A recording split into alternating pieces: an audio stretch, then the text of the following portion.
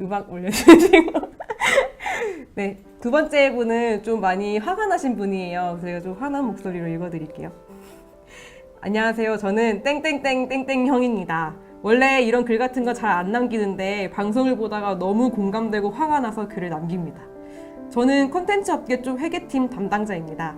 저는 뭐 완전 샌드위치예요. 위에서는 경영계획하고 예산 수립해서 올리라고 매년 내려옵니다. 그런데 그래서 제가 템플릿을 열심히 만들어서 각 사업팀들에게 작성해달라고 뿌리잖아요. 뭐 그럼 난리 납니다. 템플릿 안에 걸어놨던 수식 다 안 먹혀 있고요. 템플릿도 다 제각각으로 변해 있고 기간 맞춰서 주는 사람은 뭐 5% 정도밖에 안 되는 것 같아요. 실제 콘텐츠를 만들어내는 사람들이다 보니 자리에도 별로 없고 자기 일이 우선이고 바쁘죠. 이해하지만 맨날 전화하고 쪼아야 작성해 줍니다. 근데 더 웃기는 건 뭔 줄 아세요? 그렇게 힘들게 취합해서 올리면 위에서는 또 보시고 이게 무슨 근거로 올라온 비용이냐고 물어봅니다. 그걸 저보고 어떻게 알라고 저도 모르거든요. 그럼 작성한 사업팀 담당자들은 과연 알까요? 글쎄요, 제가 보기엔 그들도 정확한 근거 없이 비용 계획을 세웠다고 봅니다. 결국 이 회사에서 아무도 근거를 모르는 정확하지 않은 비용이 수립되는 거죠.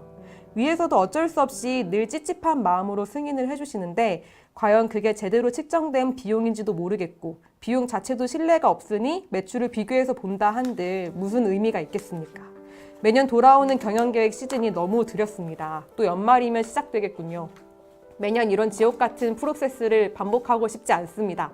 PBCS를 도입하면 이런 문제들 해결될 수 있는 것 맞나요? 네. 네, 누가 넘겨주셨죠? 그거 잘못 이번에도 읽었네요. 네, 혹시 보신 분 계신가요? 못 본 척 해주세요. 이번에도 문제를 내드렸는데 네, 이번 사연의 주인공은 무슨 유형에 해당되시는 걸까요? 댓글 많이 올라왔어요. 지금 사연이랑 좀 상관없는데 플랜맨 지정호님 형이라고 하신 분도 계시고. 네, 지정호님께서 아까 영상에 안면 마사지 당한 이유가 비타민을 혼자 먹어서 그런 것 같다고. 본부장 쓰레기 아니냐? 본부장님. 시작이 반이다 형. 아닙니다. 네, 시작이 반이다 형은 아까 네. 좀 나왔었는데 시작이 반이다 형은 아니고요. 플랜맨 형. 아니고 아까 보여드렸던 것 같은 잠깐 네, 실수로. 정말 못 본 척 해주시는 여러분들 너무 감사합니다. 이렇게 대동단결돼가지고 못 본 척 해주셔서 너무 감사드리고. 네, 일단 아직까지 정답이 안 없으시니까 올라왔군요. 사연을 설명해 드릴게요. 네. 일단은 이제 회계팀의 이분은 이제 팀장님은 아니시고 담당자신데 본인이 아마 배부하는 역할을 하시는 것 같아요. 네. 주 업무가 그러신 것 같고 배부하고 취합도 하셔야 되는데 일단 배부를 해서 취합도 어려운데 일단 어렵게 취합을 해서 올리면 현업에서 올린 특정 항목에 대해서 이제 물어보시는 거죠. 근데 본인은 사실 현업 전체 업무에 대해서까지 세세하게는 파악을 못하고 있기 때문에 또 사실 현업의 팀장님이나 담당자들한테 이런 비용이나 이런 예산, 이런 실적은 어떻게 세워졌는지 가서 또 여쭤봐야 되는 거예요. 근데 여쭤보기 전에 혼나니까 사실 너무 기운 빠지는 상황인 거죠. 그렇죠. 네. 그래서 지금 말씀해주시는 사이에 정답이 올라왔는데 이영성님께서 분노의 질주형이라고 오타가 나긴 했지만 정답으로 인정해서 이영성님 정답 맞춰주셔서 감사합니다. 그래서 이영성님 분노의 질주형 맞춰주셨고 선물은 없으신 건가요? 선물 샤오미 체중계. 축하드립니다. 샤오미 체중계 저도 써보고 싶은데 나중에 후기 남겨주시면 감사할 것 같고요. 그래서 이번 사연은 분노의 질주형이었습니다. 그래서 이분 아까 좀 사연을 설명을 드려서 바로 이제 홍 대표님의 시원한 답변으로 먼저 넘어가 볼까요? 이제 그 질문하신 거는 매년 돌아오는 경영계획 시즌이 두려우셔서 또 연말이 오면 곧 연말 이제 경영계획 시즌이죠. 사실 9월부터 보통 많이 시작하시니까 이런 지옥 같은 프로세스를 반복하고 싶지 않아서 PBCS를 도입하면 해결될 수 있는 것이 맞나요? 라고 하셨는데 이게 사실 이렇게 말하면 좀 뻔뻔하지만 해결됩니다. 근데 오라클형으로 가시는 거고요. 오라클형으로 가기 위해서 저희가 솔루션을 충분히 설명을 드리고 컨설턴트들하고 같이 가서 이제 사전 준비 현황 분석부터 플랜 세워서 네, PDCA 하는 거 네, 네. 순환 구조를 한번 돌아서 결과를 보실 수 있게 저희가 다 도와드리고 있고요. 네. 네, 이제 사연의 주인공께서는 이제 분노의 질주형에서 향후에 이제 오라클형으로 가시려고 계획을 세우신 것 같습니다. 네. 근데 이제 그 누구나 다 공감하실 텐데 실무에서 경영 기획 또 뭐 사업 계획 뭐 재무 기획 저도 사실 해본 적이 있는데요. 네. 사실 대기업에서 경영 기획을 한다고 해도 현업의 기획 담당자들이 각각 있고요. 네. 예, 그거를 이제 백오피스에 이제 매니지먼트 쪽에서 취합을 하는 게 실제 기획자가 하는 일 중에 큰 부분입니다. 네. 예.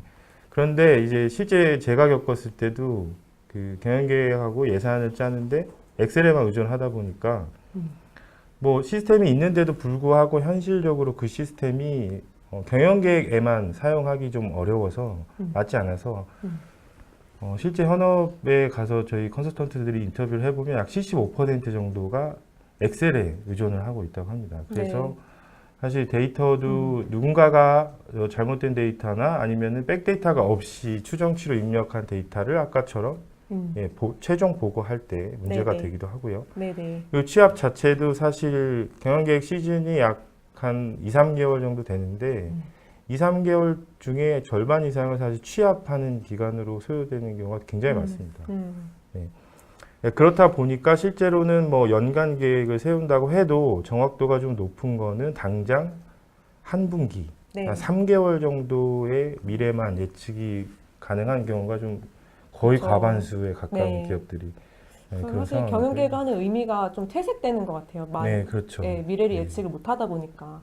그러다 보니까 또 요즘 비즈니스 환경이 굉장히 급변하고 있고, 네. 이제 기업이 이제 어떻게 전략도 그에 따라서 엄청 빠르게 변화하고 있는데, 그에 대한 대응력도 좀 따라가지 못할 것 같아요. 네, 맞아요. 네. 그러니까 사실 그 원래 기획하시는 인력도 상당히 고급 인력이시고 네. 전략을 짜서 드라이브 하시는 게 그분들의 원래 업무신 것 같아요. 네네. 그래서 뭐 비즈니스 상황들 내부적인 상황, 외부적인 상황들 다 고려해서 뭐 어떤 전략을 가지고 그쵸. 가야 된다 이런 네. 걸 하셔야 되는데 사실 이런 재무적인 계획, 재무적인 실적을 정리하고 하시는데 저런 뭐 물적, 인적 자원들이 너무 많이 들어가다 보니까 네. 예, 실제로 환경 변화를 대응할 수 있는 경영 계획에 투자해야 될 시간들을 많이 소비를 못 하고 계신 거죠. 그렇죠. 그래서 특히나 강소 중견기업은 이런 점 때문에 더 힘듦을 겪으실 것 같아요.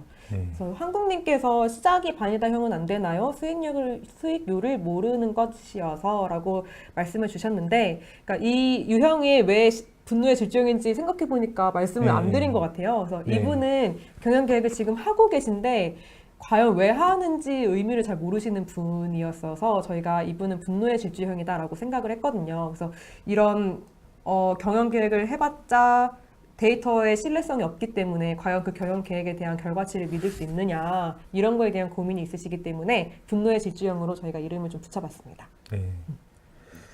그래서 이제 현재 고충은 저희가 공감을 충분히 하는 거 설명 한번 드렸고요. 그래서 이제 그 반드시 정립돼야 하는 것들이 몇 가지 있습니다.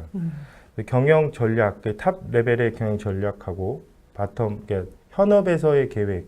이게 사실 연계가 잘 돼 있다면은 이런 컨플릭이 발생을 안 할 텐데 네. 매니지먼트 그쵸. 레벨에서 원하는 뭐 중장기 전략이나 전사 목표, 뭐 사업부의 목표 이런 건 사실 좀 도전적이에요. 사실 목표 자체가. 네. 근데 작년 실적을 모르는 매니지먼트 레벨은 없으실 거예요. 아무리 회사의 그쵸. 규모의 차이가 있다고 해도 네. 강소기업의 경우에도 다 알고 계신데 그래도 작년 대비 좀 높은 목표를 타겟을 설정하시길 바라실 거고 현업에서는 특정 사업 부분에서 가능하지만 또 특정 사업 부분에서는 불가능한 면도 있어서 현실적인 계획을 짜실 텐데 네, 탑다운이 사실 저희 문화에 좀 익숙하죠. 그렇죠. 네.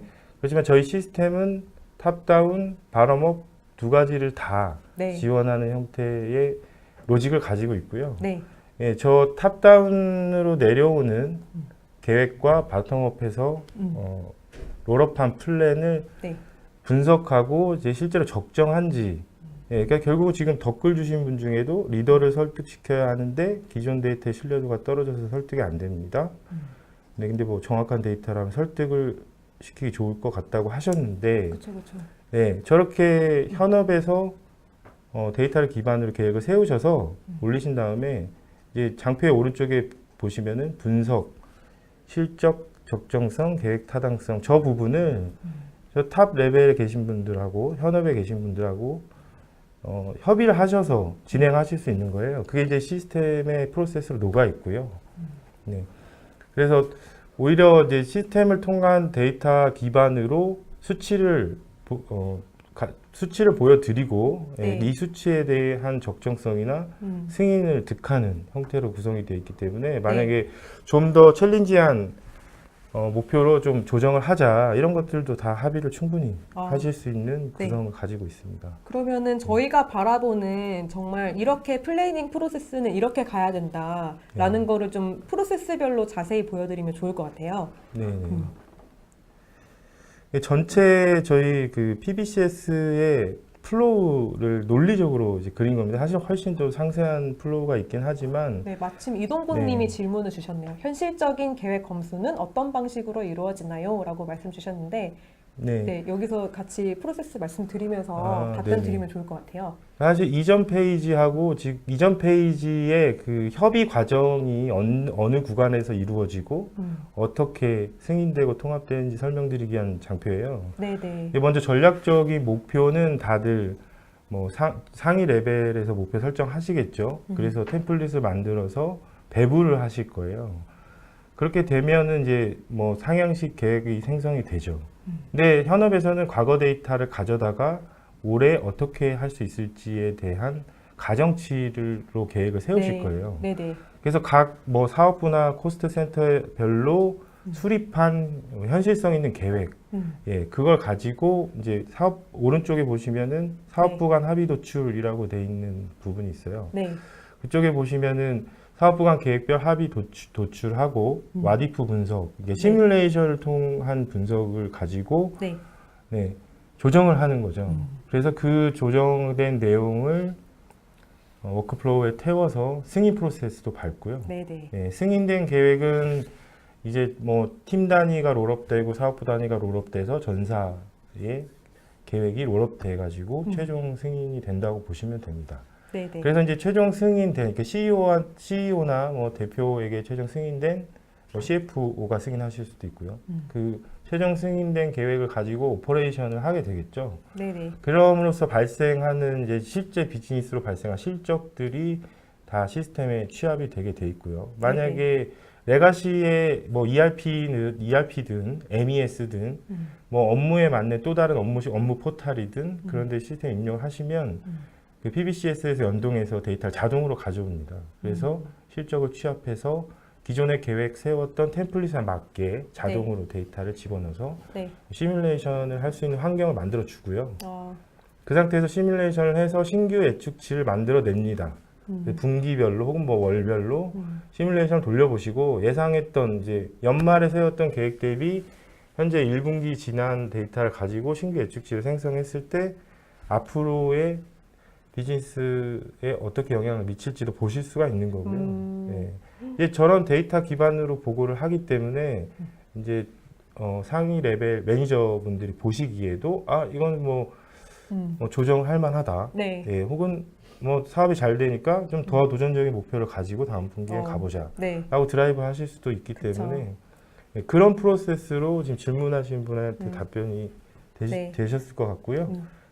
이런 형태로 합의가 되고 또다시 플랜을 세워서 보고 드리는 형태로 가기 때문에 저희 PBCS가 도입이 되신 고객사들은 사실 그 사업 계획이나 경영 계획을 연말에 한 번만 세우시지 않고요. 연말에 부하가 굉장히 줄어드신다고 보시면 돼요. 그리고 필요하실 때마다 주기적으로 세워서 부담을 좀 줄여서 꾸준히 가시는 형태로 구성되어 있다고 보시면 됩니다. 경영 계획에 대한 아예 컨셉 자체가 달라지는 것 같아요. 기존의 그렇죠. 경영 계획은 취합에 좀 위주로 맞춰져 있었다면은 저희는 이제 좀 더 인사이트를 가지고 비즈니스 결정을 내릴 수 있는 그런 경영 계획이 될 것 같고요. 그러면은 승인 프로세스에 대해서 좀 더 자세하게 말씀드리면 좋을 것 같은데. 네, 그것도 좀 설명을 드려볼까요? 승인 보통 이제 기업에서 승인 받으시면은 시스템이 없으신 고객사들은 엑셀로 고도화된 엑셀로 만들어진 자료를 가지고 파워포인트에다가 다시 옮겨서 붙이신 다음에 그 파워포인트를 전자결제를 태워서 보통 승인을 받으세요. 그러면 사실 그 승인이라는 거는 한 번 승인을 올렸을 때 승인을 받지 않으면 안 되는 상황으로 가는 거죠. 근데 네네. PBCS를 활용해서 승인 받으시는 경우에는 이제 아까 그 합의라는 상황에서 이 승인 프로세스를 이용해서 매니저분들과 합의를 이루실 수 있어요. 그래서 제가 시뮬레이션 한 그 경영 계획을 매니저분한테 올리고 매니저분이 조정이 필요하시면 조정을 해서 다시 내려주실 거예요. 네. 그러면 또 그걸 검토해서 시뮬레이션해서 최종이라고 생각이 되는 걸 또 올리고 그래서 매니저 레벨과 합의가 되면 그게 그 다음 승인권자한테 올라가는 형태의 내부 네. 결제 프로세스를 가지고 네. 있습니다. 이제 보시는 화면이 이제 네. 실제로 글씨가 작아도 잘 보이실지 모르겠어요. 세일즈 하시는 분이 이제 매니저분한테 네. 올리시고 본부장님이 네. 최종 승인 네. 자로 돼 있으신 경우입니다. 아, 아까 화내셨던 본부장님이 되게 기뻐하실 것 같아요. 네. 근데 지금 벌써 50분이어가지고 네. 빠르게 좀 보여드리면 네. 네, 그리고 이제 또 그 사연을 주신 분께서 좀 걱정을 많이 하셨던 부분들이 있는데 PBCS 해결이 가능한 부분이에요, 사실. 네, 가장 큰 장점이라고 보는데 휴먼 에러를 없앨 수 있는 템플릿을 배부하고 일정을 공지해서 계획된 기간 안에 개개인이 데이터를 입력해서 본인들 거 데이터만 입력을 해주시면은 자동으로 네. 취합 템플릿에 자동 계산이 되는 형태죠. 그래서 사실 취합하시는 분은 자동 계산된 거가 임계값을 넘었는지 넘지 않았는지에 대한 수식을 걸어놓고 그것만 확인하시면 되는 겁니다. 그럼 네. 진짜 좀 이렇게 막 입력하다가 뭐 틀어진다든지 아까 사연 주신 네. 분이 템플릿에 뭐 수식이 틀어진다거나 템플릿 자체가 이제 통일이 안 되는 점을 말씀 주셨었는데 그렇죠. 이게 템플릿이 네. 시스템에서 관리되면 그럴 일은 이제 취합에 대해서의 공수가 줄어들 것 같아요. 비타민을 먹을 일이 굉장히 많이 줄어들겠죠. 네. 네. 이제 그 비즈니스 로직 관리라고 해서 또 뭐 다양한 기능들 저희가 제공을 하고 있어요. 임계치를 설정을 하기도 하고 배부를 할 때 어떻게 배부할지 그다음에 실제로 배부할 때 똑같은 템플릿이지만 조금 수정을 해서 배부하셔야 될 경우에는 복사를 여러 개 하셔가지고 배부하시는 것도 자동화할 수가 있습니다. 그래서 드래그 앤 드롭 해서 보시는 네. 것처럼 룰 디자이너라는 툴을 통해서 그래피컬하게 플로우 차트 형태로 구현을 해서 실행을 하시면은 이제 템플릿이 시스템에 자동으로 배부가 된다고 보시면 됩니다. 네. 이 부분도 굉장히 업무 공수를 줄일 수 있는 부분인 것 같고 네. 이 화면은 어떤 화면인가요? 이제 제가 사실 제일 좋아하는 화면인데요. 저도 실제로 과거에 이제 경영 계획을 했을 때 내가 오늘 해야 될 일이 도대체 뭐고 취합이 안 된 그 부서에 어느 부서가 취합이 안 됐고 이런 것들에 대해서 되게 혼란이 되게 많았어요. 그쵸. 뭐 항상 포스트잇에 적어놓고 뭐 막 했는데 맞아요. 지금 보시는 게 바로 태스크바 형태로 구성된 투두 리스트를 보여주는 창입니다. 그래서 저 태스크 아이콘을 클릭하시면 이제 창이 뜨고요. 아침에 네. 출근해서 저 태스크 아이콘을 클릭하면 오늘 내가 확인해야 될 업무, 어제 완료한 거, 네. 내일 할 거, 다음 주까지 완료해야 될 거, 앞으로 해야 될 거, 이런 것들이 다 일목요연하게 나오기 때문에 실제 목록을 클릭해서 뭐 플랜이 킥오프 됐다 하면 플랜 킥오프를 눌러서 인스트럭션에서 설명이 나오는 대로 내가 무슨 일을 해야 되는지 확인을 하시고 입력을 하시면 돼요. 근데 저것도 역시 배부하시는 분이 인스트럭션을 한글로 작성하셔가지고 업로드 해주시면은 이제 실제로 작성하는 분들이 보시는 거죠. 네네. 그래서 이 태스크 창 같은 경우는 뭐 취합하시는 분, 입력하시는 분, 보고받으시는 분, 최종 의사결정권자 모두가 다 공통으로 보시는 화면이고 본인이 하셔야 될 업무가 할당돼 있다고 보시면 됩니다.